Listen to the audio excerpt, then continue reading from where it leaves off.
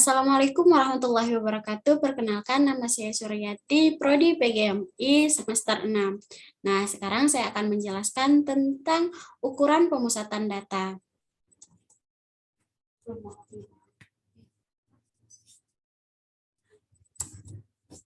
Nah, yang pertama, ukuran pemusatan data. Yang dimaksud dengan ukuran pemusatan data, suatu data adalah rata-rata, median, dan modus. Nah, rata-rata dapat disebut juga rataan. Macam rata-rata diantaranya adalah rata-rata hitung, rata-rata ukur, rata-rata harmonis, rata-rata terboboti.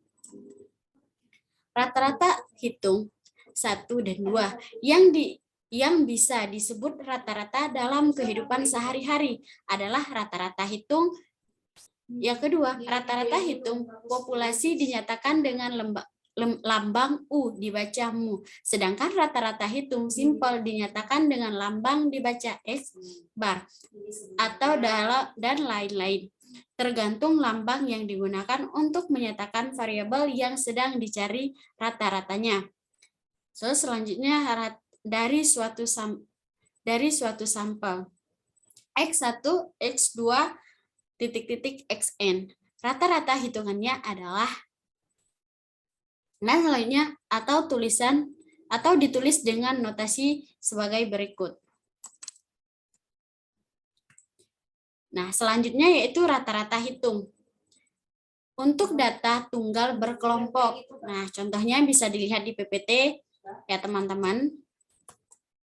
Nah, selanjutnya yaitu rata-rata hitung untuk data dalam tabel distribusi frekuensi.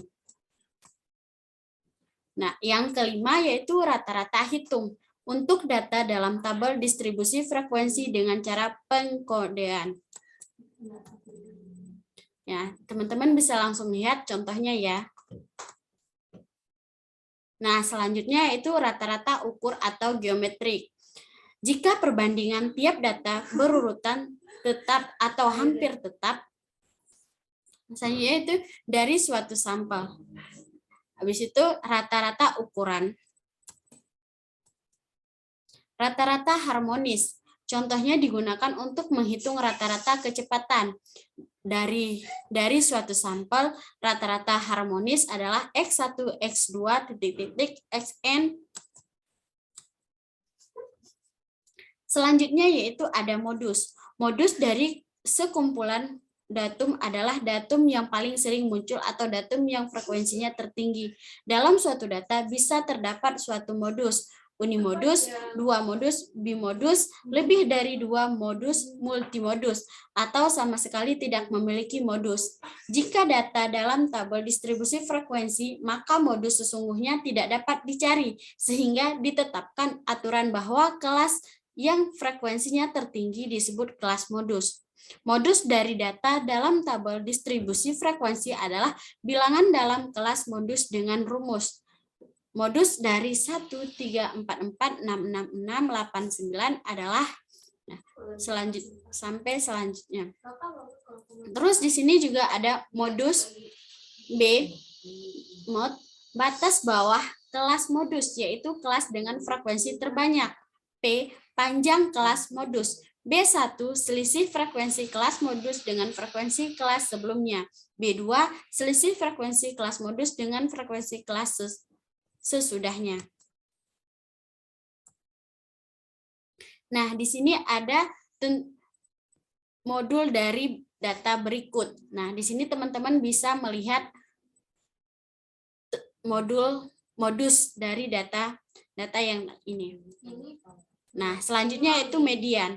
Apabila data numerik yang terdiri atas n skor diurutkan dari yang terkecil hingga terbesar, maka data itu disebut juga statistik urutan. Sedangkan skor yang nomor urutnya K disebut statistik urutan ke K dan dinyatakan dengan lambang X. Sehingga rentang data XN kurang X. Dalam data tunggal, media adalah sebagai berikut. Media untuk data dalam distribusi frekuensi. Nah, di sini teman-teman bisa melihat langsung ya. Nah, selanjutnya yaitu B. mid batas bawah kelas median, P panjang kelas median, N jumlah semua frekuensi, F jumlah frekuensi sebelum kelas median, F med frekuensi kelas media. Nah, di sini teman-teman bisa melihat datanya ya, teman-teman. Nah, mungkin sekian penjelasan dari saya. Lebih dan kurangnya saya minta maaf. Wabillahi taufiq walhidayah. Wassalamualaikum warahmatullahi wabarakatuh.